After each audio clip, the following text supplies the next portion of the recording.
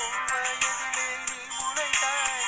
கடலை பிடித்து அலைகள் வடித்தேன் நுரைகள் முழுதும் நீ கேட்டால் போதுமடி. என் உயிரை பரிசளித்தேன் நீ கேட்டால் போதுமடி. என் உயிரை பரிசளித்தேன். நீ வா நீ வா என் அதிசய பூவே வா.